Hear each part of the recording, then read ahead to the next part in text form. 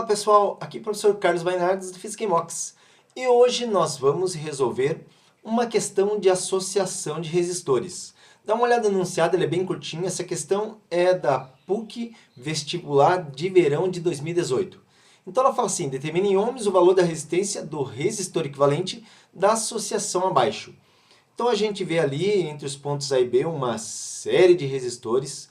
Na realidade, todos eles iguais a 12 ohms. Essa é uma questão fácil de resolver, mas tem muita gente que a hora que pega fica confuso na resolução. Questões que envolvem associação de resistores, muitas vezes as pessoas sentem muita dificuldade. Por exemplo, quando tem curto-circuito, não consegue identificar esse curto-circuito, às vezes se confunde muito e acaba errando uma questão que é fácil. Então, vou mostrar para vocês aqui que é muito fácil resolver essa questão. Então, olha só, o que nós vamos utilizar na solução se chama dar nome aos nós. O que é um nó, hein? O nó é justamente aqui, ó, esses pontos, vou pintar aqui, ó, que ocorre, no caso, a junção ou a divisão da corrente elétrica. Então, em todo nó, nós temos somatória da corrente elétrica, da soma das correntes que chegam a esse nó, ou nós temos divisão da corrente a partir desse nó. Então, o negócio é o seguinte, olha só. Nós identificamos os nós que tem no circuito, então, olha só, vamos fazer isso agora. Então, aqui, ó, um nó, identificando aqui um segundo nó, mais um nó, outro nó aqui e um último nó aqui. E o que a gente faz agora? Agora nós vamos nomear cada um desses nós. E a técnica para nomear os nós é assim. Se existe um resistor entre dois nós, esses nós têm nomes diferentes, certo? Porém, se não existe um resistor entre dois nós, o que a gente faz?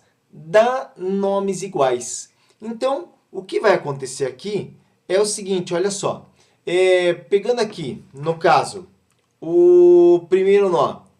A. Mas por que é A? Porque aqui, ó, nós partimos do polo A e encontramos o primeiro nó. Então, esse caminho aqui entre o polo e esse primeiro nó é um caminho que está livre, então a gente coloca o mesmo nome. Agora, observe que o próximo, nós temos uma resistência entre esse nó e o próximo nó. Se eu pegar por outro caminho, eu encontro até mais resistências, então eu não posso usar o mesmo nome. Como aqui na outra extremidade é B, então eu vou chamar aqui de C. Então eu tenho aqui um outro nó que é C. Agora observa, vamos para o próximo nó.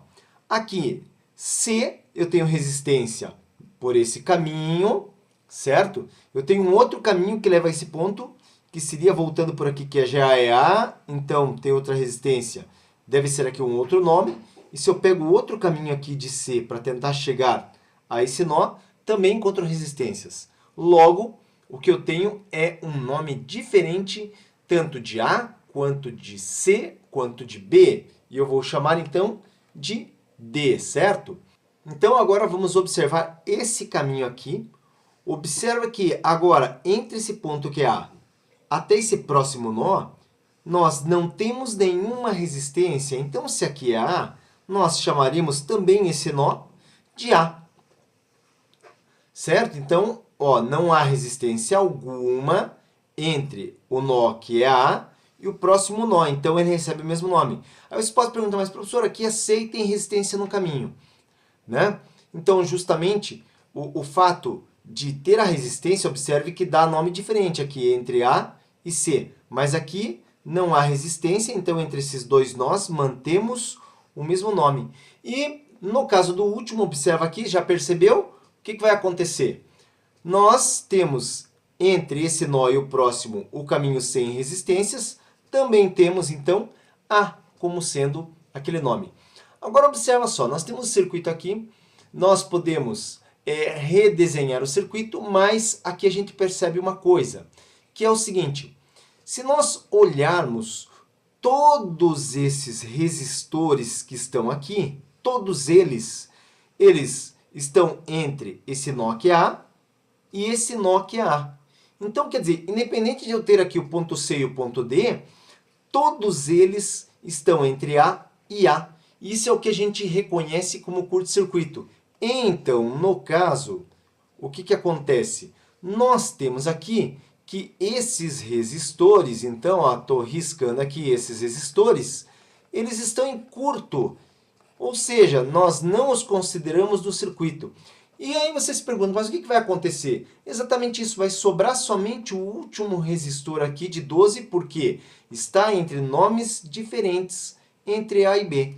Então, consequentemente, nós temos aí como resultado da resistência equivalente 12 ohms, porque foi somente esse resistor que sobrou entre A e B. Essa foi então a nossa aula de hoje sobre associação de resistores.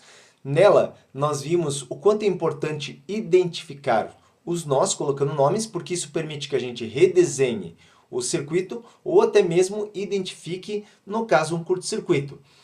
Se você gostou, dá um like para nós, isso ajuda o canal Physics in Box a crescer e a gente retribui fazendo cada vez mais aulas para você poder estudar, certo? Se gostou também, compartilha. Se você tem colegas que estão estudando esse conteúdo, compartilha. Tem dúvidas? Coloca nos comentários. E quer estudar mais? Vai no nosso site www.physicsinbox.com.br. Muito bom ver você por aqui. Vou ficar te esperando no nosso próximo vídeo. Você precisa aprender física? Então veja como essa tarefa pode ser muito fácil. Acesse no seu computador, smartphone ou tablet www.physicsinbox.com.br. Lá você vai encontrar vários assuntos para estudar. Escolha um assunto. Dentro de um assunto, observe que nós temos vários conteúdos. Escolha um conteúdo para resolver questões online. Escolha uma alternativa. Verifique a resposta. Legal! Essa questão você acertou. Vamos para a próxima?